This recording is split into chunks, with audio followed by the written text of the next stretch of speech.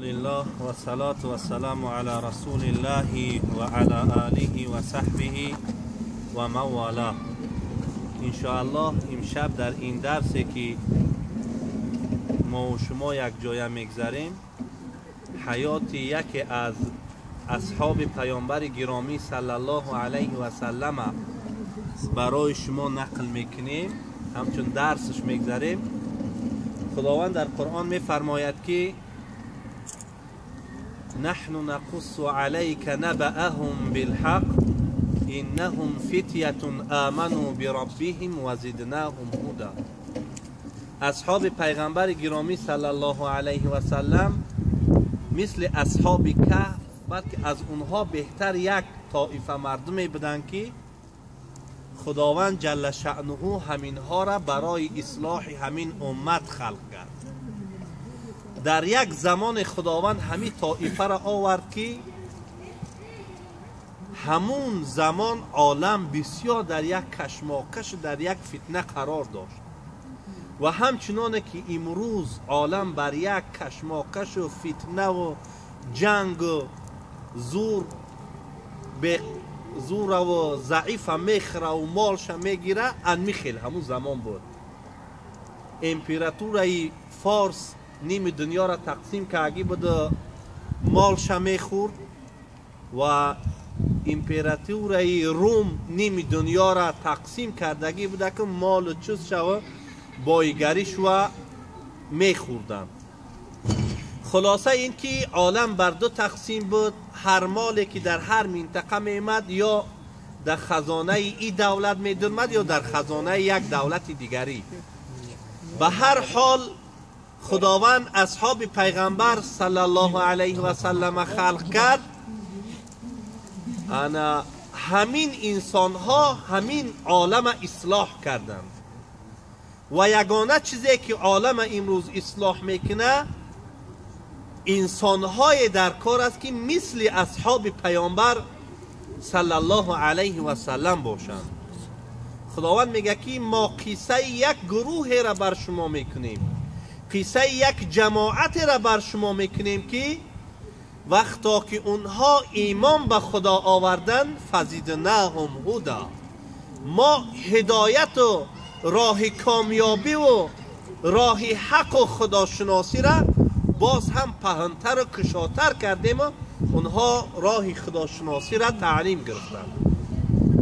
و خداوند در کجایی که هر فئه که ذکرش میکنه در قرآن با ایمان آوردنش در اخیرش میگه یا چسبیده در همین کلمه میگه که اونها وقتا که ایمان آوردند ما هدایت برای اونها ارزونی کردیم، یا اونها ایمان آوردند ما هدایت برای اونها زیاد کردیم.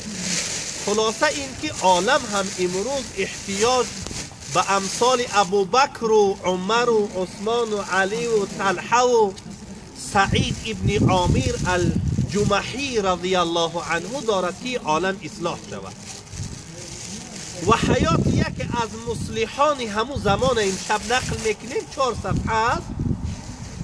برادرها که درساشو نبودن انشاءالله که اگه زیادترک وقت میگیرم لیکن حیات همین مرد نقل میکنیم. و خلاصه این است که حیات اصحاب پیغمبر برای گوش کردن راحت بودن از حیات اونها نیست، بلکه حیات اصحاب پیامبر یک حیاتی است که انسان باید در حیات خودش پیادهش کنه. بعد مثل اصحاب پیامبر صاحب عزت و صاحب آبرو در دار دنیا و در دار آخرت می شود. و اگر حیات اونها را اگر ما پیاده نکنیم نمیشیم. مؤرخین چی میگویند؟ میفرمایند سعید ابن عامر رجل اشترى الاخرة بالدنيا و آثر الله و رسوله على سواهما. سخن مشهوری هست که بسیار از مؤرخان همین سخن درباره سعید ابن عامر الجمحی میآورند که میگوید همین انسان دنیا را پرتافت به دنیا آخرت خرید. همچنانه که انشاءالله در حیاتش میبینیم همین حضرت بسیاری وقت مال شو و چوز شو و حیات شو به خاطر آخرتش صرف کرد و خدا و پیامبر از همه بالا دارید. حضرت میگوید صاحب کتاب کان الفتى سعید ابن عامر الجمحی واحدا من الالاف المؤلفه. حضرت سعد ابن عامر جمحی رضی الله عنه یکی از همو هزارگانه اصحاب پیامبر بود که به رسول خدا صلی الله علیه و سلم ایمان آورد، یا یکی از همو هزار گونه انسان بود که به منطقه تنعیم رفت. چی حادثه اونجا رو داد؟ حادثه اونجا همین بود که حضرت خبیب ابن عدی رضی الله عنه که یکی از صحابگان پیامبر بود، با غدر در اسارت مردم قریش افتاد و حضرت دست پاش بستن کشیده از حدود حرم بیرونش کردن، در همونجا به قتلش رسوندن. حضرت میگه وقتی که مردم مکه به خاطر کشتن خبیب رضی الله عنه رفتن، میگه منم از قفاشان میرفتم و حضرت که انسان قامت بلند بود، میگه مشاهده میکردم که حضرت بردن در یک بلندی دستاش بستگی از خفا زنها و کودکها و مردم مکه، خلاصه از صنادید عالم کفر که در او زمان به شمار میرفت، مثل ابو سفیان و مثل دیگراش که در زمان مشرک بودنشان همین حضرت عقب می بردن، باید میکشتن از محمد اصحابی و قصد میگرفتن. بگه منم قطیشان رفتم و حضرت رضی الله عنه میگه قد بلند بود، درمت حتی در بری ابو سفیان و دیگر از همون صنادید کفر در زمان خودشان ایستاد. میگه حضرت خبیب رضی الله عنه وقتا که در صلیب میزدنش اکو به قتلش میرساندن، میگه یک صحبت کرد، یک سخن گفت و فرمود ان شئتم ان تتركوني اركع رکعتین قبل مصرعی فافعلوا.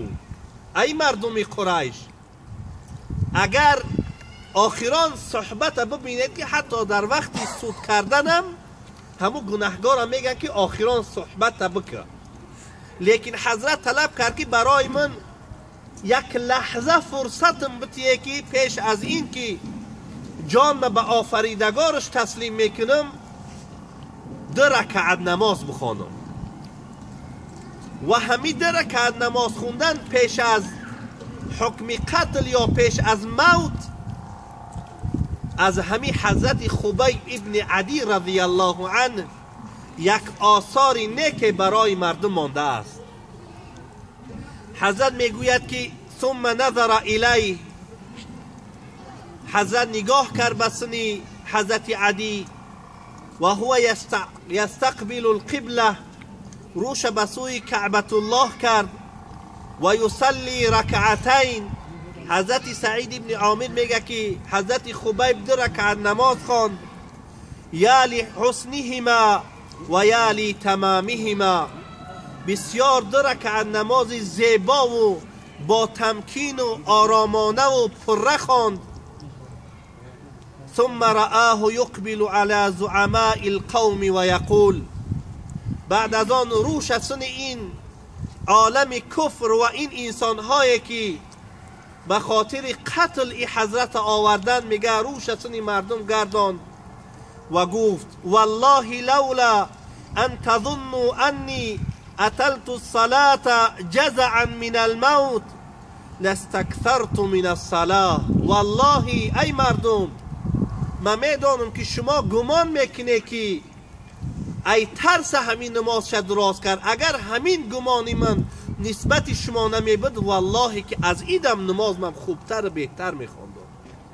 میگه این صحبت که کرد، مردم دیگه دستاش رو بالا کردن که بکشش، اقتلوه، بکشه. دیگه مردم کفر دیوانه شدن در او زمان که ببینید که حتی در تگی دار هست حکم قتلش دادن، با وجود این دین محمد ترک نمیکنه و باز نماز محمد به سخن محمد عمل میکنه. میگه یک سوالش کردن مردم، در تعجیب زدن مردم کفر، گفتند اتحب ان یکون محمد مکانک و انت ناج. ای خبیب تو میخواهی که محمد در جای تو در تگ همین دار باشد و حکم قتل مثل تو بگیره و تو در خانت آرام باشی و نجات یافته باشی؟ همین را تو آرزو داری؟ در آخران نفسی که حضرت نفس میکشید نگذاشت که دشمنان خدا آرامانه دلشو قرار بگیره، همین هم نگذاشت. در جواب چی گفت؟ والله گفت نمیخواهم که نه در اینجا محمد در مدینه باشه و یک خار در پاش بزنه. چی جایی که در تگی دار است. گفت من ایره نمیخواهم. یک باره دیوانه شد این مردم، گفتن بکشش، به قتلش برسانی. حضرت میگوید فیقطعون من جسده القطعه تلو القطعه و هم یقولون له. میگه جسدش تیکه تیکه در زندگیش بستگی میبریدنش، گوشتا شیطنش به کارچه ها میبریدن، جدا میکردن. میگفتن میفارد که تو نجات بیاوی. میگو که والله نمیخواهم که در پای محمد خار بزنه. چی جایی که حالش در حال من باشه، چی جایی که جاش در جای من باشه، ایره نمیخواهم. ثم ابصر سعید بن عامر خبیبا یرفع بصره الى السماء من فوق خشبة الصلب و یقول.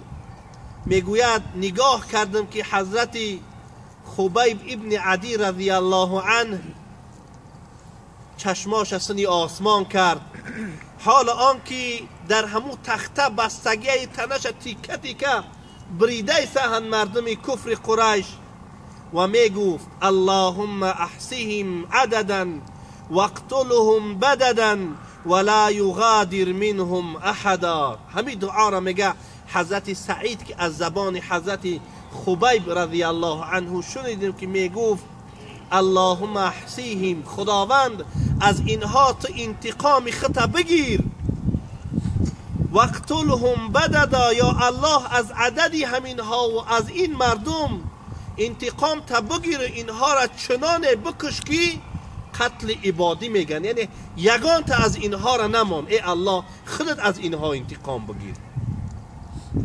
و میگوید ولا تغادر منهم احدا، یا الله از این طایفه که این نمود قتل بدتری را به من لایق دیدن، یا الله از اینها هیچ کس زنده نمون. مورخین میگویند که همو کشنده ها غیر از دو کس، ابو سفیان که سنادید کفر بود در زمانش و دیگر صفوان ابن امیه، دیگر باقی همش به قتل رسید. همین ها نیست نابود کرد. خداوند دعای همین حضرت خبیب ابن عدی رضی الله عنه را قبول کرد. حضرت سعید ابن عامر میگه همه گشتن اومدن و واقعه های زیاد شد و دیگه مردن او را فراموش کردن. بعد او حادثه احد شد. این قصد به همون خاطر گرفتن که زیاد از سرفرماندهان عالم کفر در جنگ بدر به قتل رسیده بودند. به همون خاطر قصد گرفتن از پدرهاش و از برادرهاش و از خیشتوارش به کشتن حضرت خبیب رضی الله عنه. میگوید حضرت رضی الله عنه که یک چیز وقتی که می حادثه را دیدم بسیار ناآرام میکرد. که که خواب میرفتم در خواب همین میدرمد. حتی در بیداریم همین مشهد، همین واقعه که گذشت نسبت حضرت خبیب ابن عدی رضی الله عنه در بیداریم هم فراموش نمیشد. میگه در خوابم خوابش میدیدم، در بیداریم هم در خیالم بود. میگه که دایم همین فکر میکردم که دایم همون دعاش هم میگه در یادم میمد. میگفتم فیخشى ان تصعقه صاعقه او تخر علیه صخره من السماء. میگه دایم دلم در ترس بود که شاید که از آسمون یگان علاوه یگان بلای به سر همین مردم بیا، یگان سنگ بباره. ایقا قتل بیزیب، ایقا کشتاری وحشیانه نسبت یک انسانی که به خدا و پیامبر ایمان آورد همین را لایق دانستند. لیکن مردن حضرت خبیب رضی الله عنه برای حضرت سعید ابن عامر الجمحی رضی الله عنه خیلی درس زیاد داد و باید در حقیقت حیاتی هر صحابه برای هر یک مسلمان درس باشد و درس داد. میگوید علمه ان الحیات الحق عقیدة و جهاد فی سبیل العقیدة حتی الموت. میگه کشتن او برای من درس داد که در حقیقت حیات حقیقی و ایمان حقیقی عقیده درست برای تو می آرد و مبارزه بردن در این راه حقیقی جهاد در راه خداوند و در راه پیامبر صلی الله علیه و سلم تا مردن هست. و میگوید و علمه ایضا ان الایمان الراسخ یفعل الاعاجب و یصنع المعجزات. و در حقیقت ایمان کامل به خدا و پیامبرش یک معجزه های از صاحبش سر میزناند که عالم کفر در حیرت میزنند و یک چیزهای را پیدا میکند که انسان عادی نمیتواند همون را بکند. ببینید که در میدان قتل اگر ببینی بسیاری آدم اگر میقپند یا میبینی شیمش جزیر کس یا میبینی ای لرزه را گبزه نمیتونه. لیکن انسان هایی که ایمانشان به خدا و پیامبر کاملند حتی در روز مردنشان در عقیده خود در ایمان خود ثابت قدم میستند. میگه همه چیز برای من حیات خبیب ابن عدی رضی الله عنه تعلیم داد. و دیگر چیزی که میگه تعلیم داد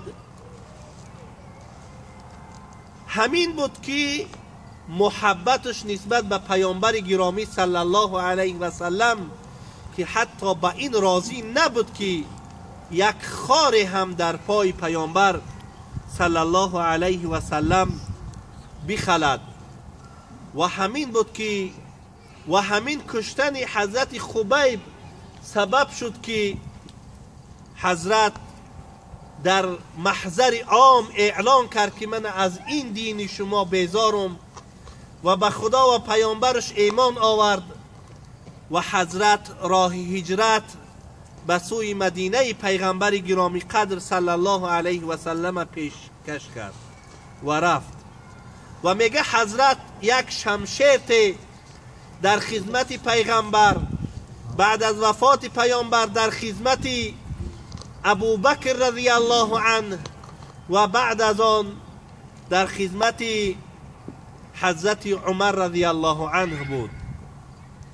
در اولین روزهایی که حضرت عمر رضی الله عنه کلید خلافت را به دست آورد و خلیفه مسلمانان و امیر مؤمنان شد حضرت پیشش درمد و گفت اوصیک ان تخشى الله فی الناس.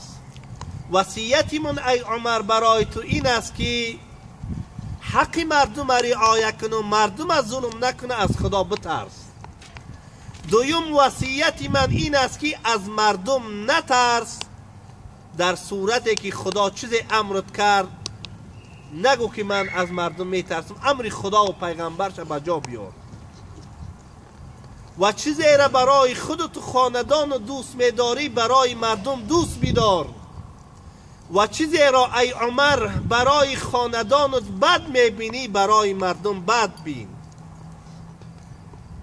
و میگه همین وصیت کردش حضرت عمر گوش میکرد و در آخر گفت و من یستطیع ذلك یا سعید.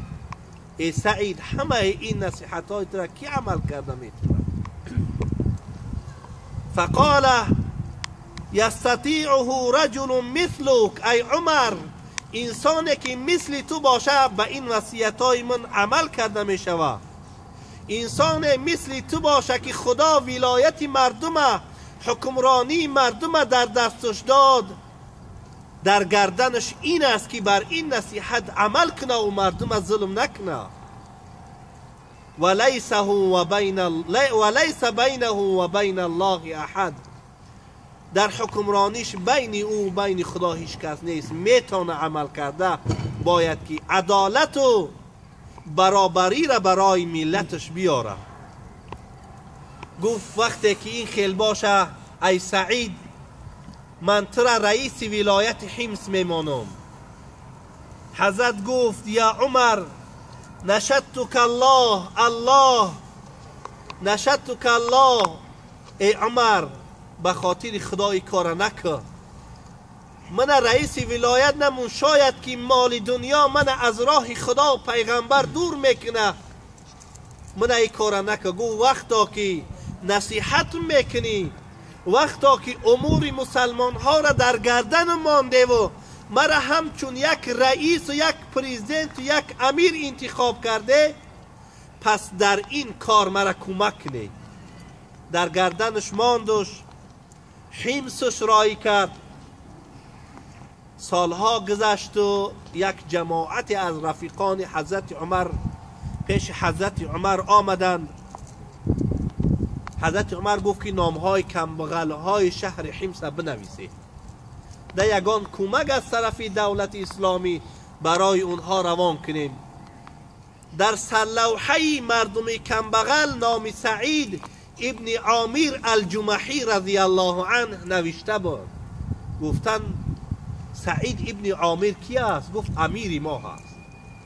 سبحان الله، این چه خیلی کمبغل است. گفت از کمبغل ترینی همین ولایت حضرت سعید ابن عامر جمحی رئیس ولایت کمبغل است، زیرا مال مردم نمیخورد، زمین مردم نمیگرفت. به همین خاطر وقتا که عدالت داشت کمبغل بود، نداشت مال زیادی. حضرت گفته بودش که آیله کت کنیم، گفت نه، همو حقی که برای هر یک مسلمان از طرف دولت اسلامی میتی همو برای من بس است، برای من آیله در کار نیست. حضرت عمر 1000 دینارش رایی کرد، گفت بگو در حیاتش صرفش کنه.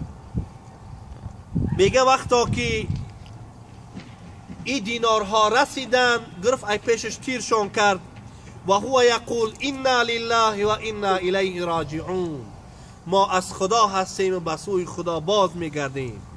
که انما نزلت به نازلة او حل بساحته خطب فهبت زوجته مذعورة وقالت ما شأنك یا سعید امات امیر المؤمنین. گفت ما از خدا هستیم و مال از پیشش دور کرد. و حضرت خیال کرد که گویا یگان بلای سخت به بالاش آمد. رنگ انسان یگان بلا میزنه، رنگ روش میپرکه و آواز میبراره. حضرت همو خیل شد، میگه زنش دوید آمد، چی گپی؟ حضرت عمر از دنیا گذشت. گفت نه، از او ده بالاتر. گفت مسلمان ها در یگان جهاد شکست خوردن. گفت مصیبت از این دم وزمین تر است. گفت دخل علی الدنیا لتفسد آخرتی، دنیا خانه من آمد تا که آخرت من ویران کنه، تا که آخرت من ویران کنه. دنیا در آمد. زنش گفت بتی دنیا را به مردم در آمد، لیکن نمیدانست که این پل است. حضرت میگه در چند طبق همین پلا را گرفت، گفت در مدینه تقسیم شون کنه. در شهر حمص تقسیم شون کردن. باز حضرت عمر رضی الله عنه وقتا که شهر حمص یک بار زیارت کرد، دید که بسیار حالش بد است، با همو کمبغلیش و ناداریش. و یک گروه از مردم آمدن شکایت کردن که ما شکایت داریم نسبتی همین رئیس ولایت در پیش تو. حضرت عمر میگه دست به درگاه خدا برداشتم و گفتم یا الله، ما باوری به همین سعید ابن عامر جمحی دارم، خداوند باوری منه دیگرگون نکن. این چی شکایت مینن این مردم جمع شد. حضرت آمد. حضرت عمر گفت چی شکایت داری از همین امیرتان؟ گفتند لا یخرج الینا حتی یتعالی النهار. حضرت گفت شکایت کننده ها گفتند که افتا میفرایه بعد میه ایدن به کارهای مسلمان ها میشه و یعنی ادارش ای پشتی امور مسلمان ها افتا میفرایه و روز میشه بعد میه بعدی بامداد سر نمیده.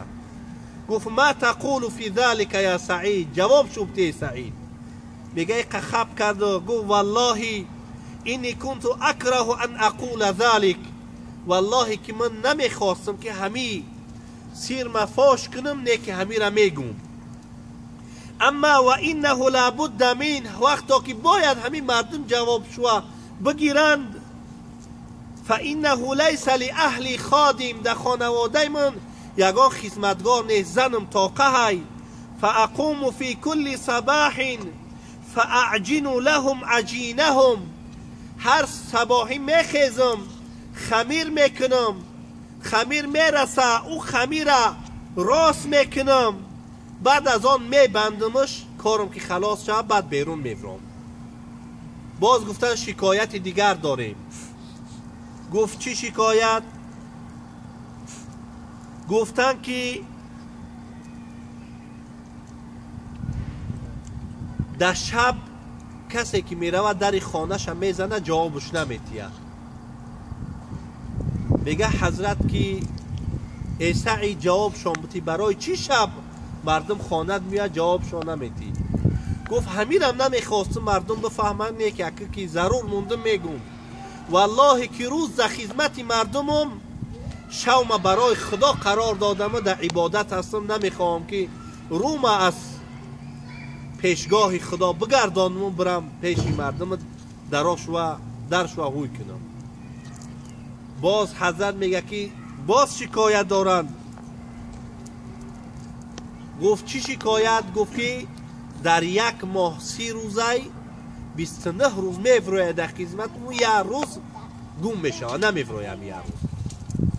میگه باز گفت که وقتی که همین سواله که باید که بفهمه میلش میگم تو والله یک کرته دارم یک ماه میپشونمش، همون روزی که نمیفرم همون روز میشمش افتاوش مینم میستم که قاق میشه و قریبای عصر میشه بعد میفرم در خدمت مردم با سر میدم خدمت مردم با خدا همی از عذرم. میگه حضرت عمر خب کرد دیگه مردم هم تن دادن در حضرت که نتونستن که یگان گناه در حق حضرت اثبات کنن. گفتن یک شکایت دیگه آخران شکایت همه که در مجلس ششتگه بهش میشه میفته نمیدونه که در گیردم چی های واسه بهش میشه.